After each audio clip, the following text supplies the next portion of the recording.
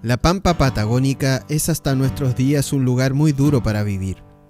Sus impredecibles condiciones climáticas y el constante soplar del viento hacen difícil imaginarnos a seres humanos habitando este lugar hace 9000 años.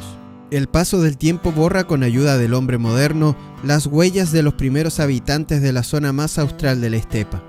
Son pocos los sitios que aún mantienen los rastros de los hombres que se aventuraron y dominaron lo agreste del territorio. Uno de esos emplazamientos es el monumento histórico natural Cueva La Leona. A 131 kilómetros al norte de Punta Arenas y en la orilla oriental de Laguna Blanca, este punto arqueológico guarda el testimonio de la vida tehuelche o aóniquen antes de la llegada del hombre blanco. Gran parte de la estepa magallánica estuvo cubierta por una enorme masa de hielo. El glaciar del seno Skyring se derrite, dando paso a masivas vías de desagüe que alimentaron a la Laguna Blanca. Existía hielo, una masa considerable de glaciar, y a través de la erosión de ríos subglaciales o erosión fluvio-glacial se formó este cañadón que sirvió para futuras generaciones de indígenas de esta zona para ocupaciones y actualmente es un sitio arqueológico y geológico de gran interés. Geológicamente acá Magallanes está situado en una cuenca sedimentaria, en donde esta se empezó a formar en el Jurásico y terminó su proceso de formación hace muy poco, es decir, entre los 150 millones de años y los últimos 10.000 años, que fue la última época de glaciación.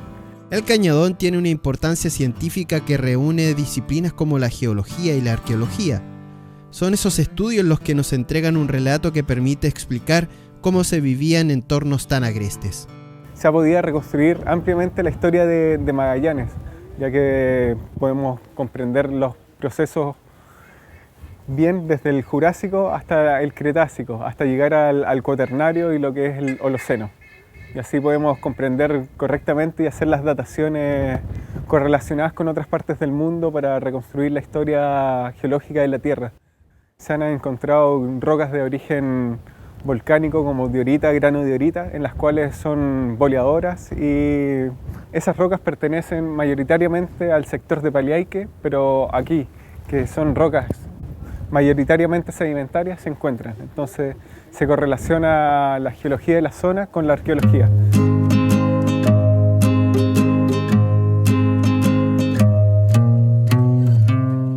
Los arqueólogos estiman que los habitantes del complejo corresponden al segundo periodo de poblamiento de la región, entre los 6.000 y 3.400 años antes de Cristo.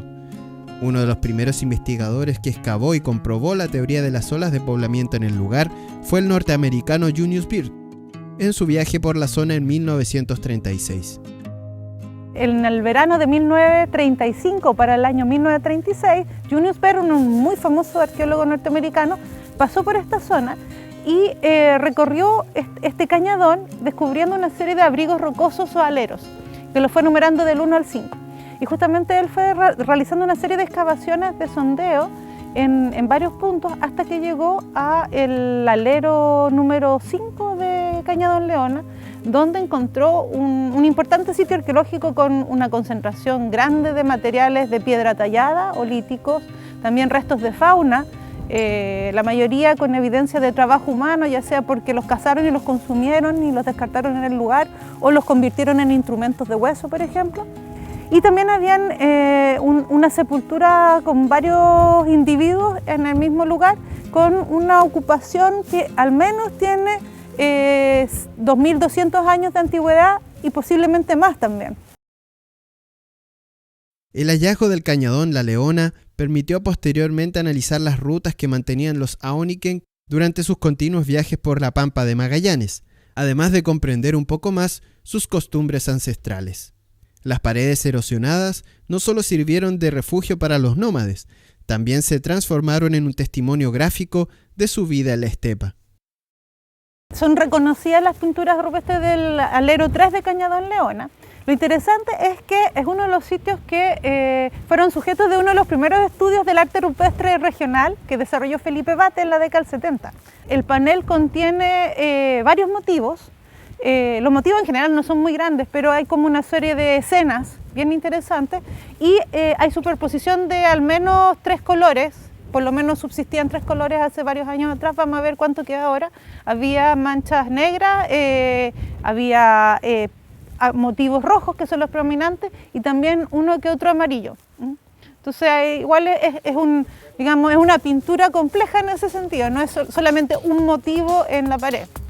Las pinturas rupestres están compuestas por figuras humanas y animales que forman esquemas con elementos geométricos de combinación simple, como líneas paralelas con círculos y cruces en el interior. Tengo un programa que bajé en el celular que se llama D-Stretch, que lo usan los arqueólogos que trabajan analizando el arte rupestre. Y lo que hace el programa es que permite una foto que uno toma o una que uno tiene en el celular, aplicarle filtros para que te ayuden a visualizar mejor las pinturas rupestres, porque con estos filtros fotográficos se destacan ciertos colores y por lo tanto se ven más claramente algunas figuras. Entonces vamos a ver qué tal funciona este con el rojo. A ver.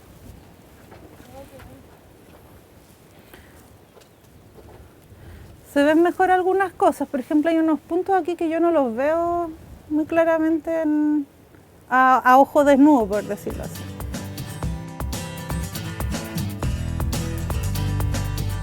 Hay como una suerte de escena, ¿no? Porque tienes antropomorfos, estos motivos, ese igual podría ser un antropomorfo. Tienes líneas, ¿no? que son como bandas, así que y estas con las líneas blancas con negro. Pese a lo gráfico de las pinturas en la roca, lo que más llamó la atención de Bird fue lo que encontró en el alero número 5. Una misteriosa forma atípica de sepultura generaba nuevas preguntas sobre los habitantes originales del sector y sus costumbres. Para esa época, lo más común, por ejemplo, eran los enterratorios en donde se depositaba el cuerpo en superficie y se cubría de piedra. Ese tipo de enterratorio es muy reconocido en la región y se conocen como chenques, ¿no? Con estos montículos de piedra. Los montículos estos de piedra pueden estar, lo más común, en algunos lugares preeminentes del paisaje, por ejemplo, Morro Chico, hay uno en Cerro Guido, hay otro, y en varios otros puntos. También en los valles, y también se han encontrado chenques en el interior de abrigos rocosos o cuevas, ¿no? Pero era lo más común. Y en este caso, Junius Baird encontró una sepultura en el que demostró que había habido una excavación de una fosa. Y eso en realidad en términos de costumbres funerarias no es lo frecuente en la región. Se estima que la antigüedad de esos esqueletos humanos es posterior a 2000 años, 1500, incluso hay una publicación reciente del año 2010 que especula, hace un cálculo y asocia el enterratorio a una época cercana a 1600 años de antigüedad.